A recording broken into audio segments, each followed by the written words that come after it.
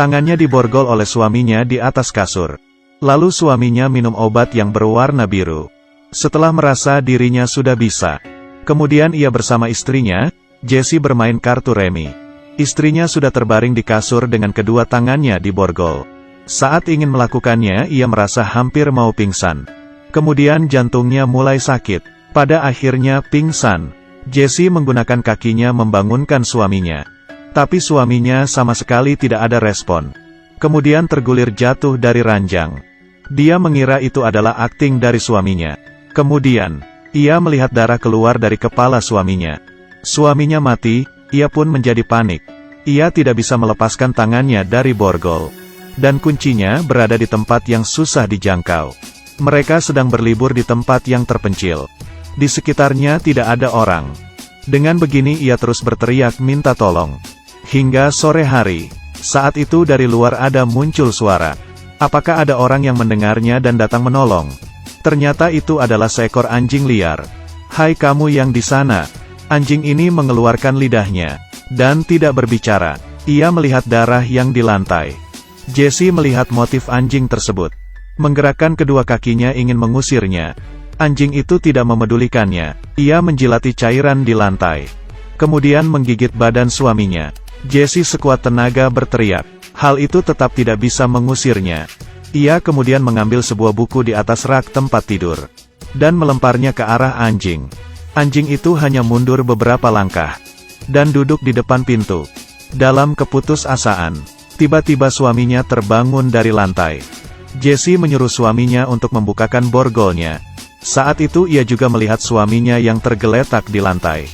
Ternyata ini semua hanyalah halusinasinya. Dia mengetahui sekarang hanya bisa mengandalkan dirinya sendiri. Ia mengecilkan tangannya, berusaha untuk lepas dari borgol. Tak disangka benar-benar bisa terlepas.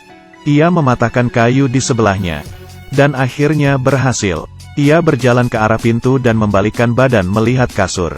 Ternyata itu adalah masihlah halusinasinya. Ia melihat HP di sebelahnya. Kemudian menggunakan kedua kakinya mengambilnya. Kakinya kependekan. Sehingga tidak bisa menyentuh HP itu. Bukan begitu, kamu bukannya HP iPhone. Dengan mengatakan, "Hey Siri, bantu aku menelepon polisi," bukannya sudah selesai. Disayangkan, dia tidak mendengar apa yang aku bilang.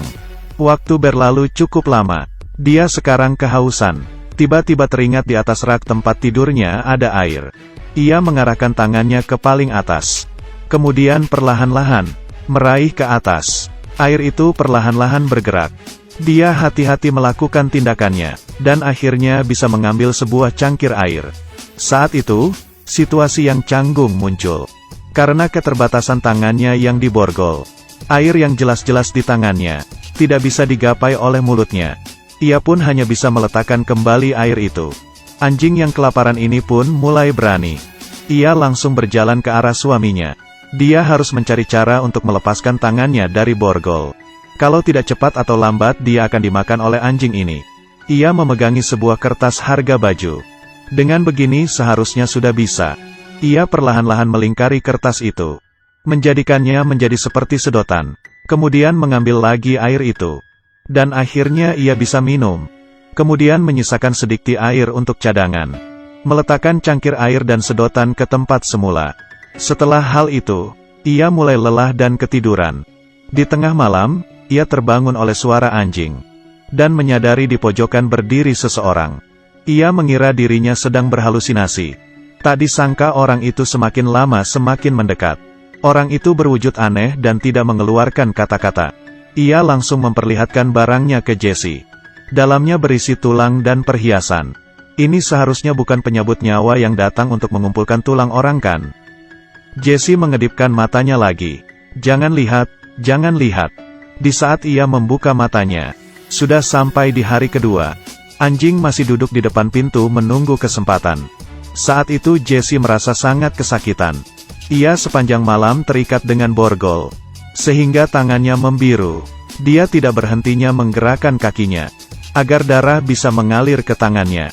Kemudian ia mengambil air untuk minum lagi. Saat terbaring ia menyadari anjing berada di sebelah kakinya. Kemudian ia langsung lompat dan menggigitnya. Ia yang kesakitan langsung menendang anjing itu. Anjing itu mulai agresif. Ia harus dengan cepat mencari cara untuk melepaskan borgol. Ia memutuskan keputusan yang sangat berat. Ia mengambil cangkir, kemudian memecahkannya, lalu memilih sebuah serpihan kaca dari rak di atasnya, dan melukai pergelangannya.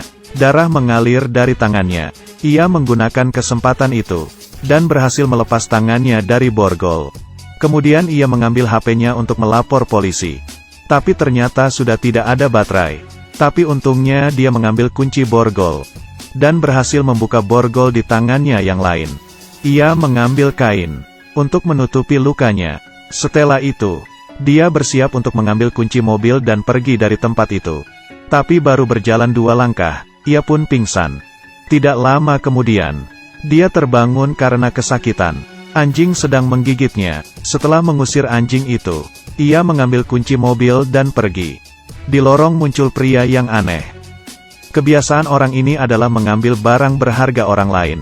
Kemudian, Jesse memberikan cincin pernikahannya kepadanya. Dia tidak melukai Jesse. Kemudian Jesse pun pergi dari tempat itu. Di perjalanan, karena stamina tubuhnya yang tidak stabil, ia menabrak pohon. Suara benturan besar itu mengundang perhatian orang yang lewat. Akhirnya ia pun tertolong. Setelah melihat film ini, membuatku kaget langsung meneriak, "Hey Siri." Setelah mendengar suaranya baru terasa aman. Aku adalah Yue Bei, bertemu lagi.